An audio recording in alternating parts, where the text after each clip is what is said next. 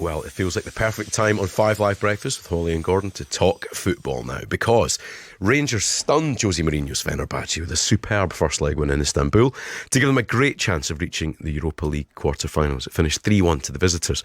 Manchester United, however, they were held by Real Sociedad, and Spurs slipped a 1-0 defeat against AZ Alkmaar. Right, let's speak to Rangers fan Ross Hutton. Good morning, Ross. Good morning, how are we? Great to have you. You sound chipper this morning, Ross, which hasn't always been the case this season. And we've got Spurs supporter Chris Cowlin as well. Good morning, Chris. Good morning, Gordon. Oh dear, Chris, I can already hear a little bit of pessimism there. Right, Chris, brace yourself, because we're going to start with Ross. Ross, domestically, things haven't been going to plan for Rangers. Change of management. And for some reason, European Cup competitions for Rangers and fans seems like a completely different mood. Why is that? Oh, well, that's the million-dollar question, isn't it? Just before we kind of kick off, I just want to put my condolences out there for Christopher Potter and his family, the Rangers fan who tragically died in Istanbul. But in terms of the on-the-pitch stuff, it's the latest edition of a Jekyll and Hyde Rangers team. It's been that way for a number of years now. This is not a new story, per se. For years now, Rangers have grossly underperformed domestically, but have managed to turn it on for some reason in Europe. You think of Borussia Dortmund a couple of years ago. I think that was very reminiscent of last night. And then this season in particular, domestic performances. We lost at home to Motherwell at the weekend. We lost 3 games at Ibrox on the bounce domestically. Yeah. You go away to Jose Mourinho's Fenerbahce side and turn them over like that with I think a fantastic tactical performance by the interim management team. St Mirren beat you the other day as well, and then suddenly Fenerbahce can't beat you. It just seems a bit mad, doesn't it?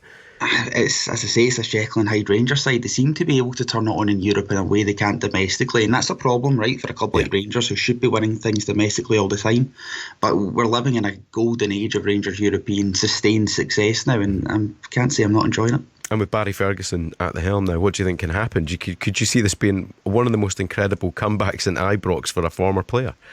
I think you just need to ride the crest of a wave for as long as you can, and some of the performances again domestically under Barry Ferguson, like the Motherwell game, like the first 30 minutes of the game at Rugby Park against Kilmarnock, haven't been good enough, and he's been the first to admit that. He gets it more than any of those players do. Yep. But to go away to Fenerbahce last night in Istanbul, and as I say, I thought he got his tactics spot on, which for Barry Ferguson to outfox Jose Mourinho is quite something. Yep. So just ride the crest of a wave for as long as we can. We've got nothing to play for domestically now, unfortunately. The league's basically over. We're out of both cup competitions.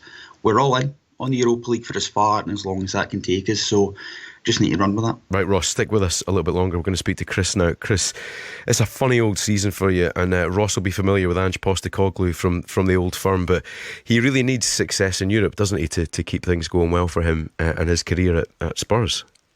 Absolutely, Gordon. A very, very disappointing night for Spurs in Alkmaar. You know, we're sitting 13th in the Premier League table, which is simply not good enough. We're out of both domestic cup competitions, the FA Cup, the League Cup. This is our only hope to win a trophy. Of course, we're trophyless in 17 years. The trophy drought is ridiculous at Tottenham right now.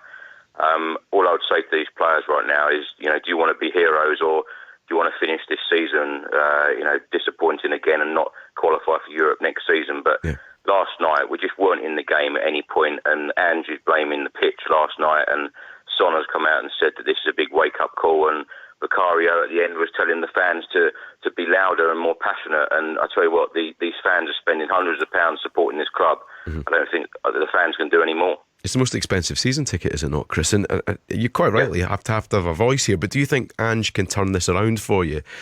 Because it really is, you get the sense that he's struggling with this at the moment.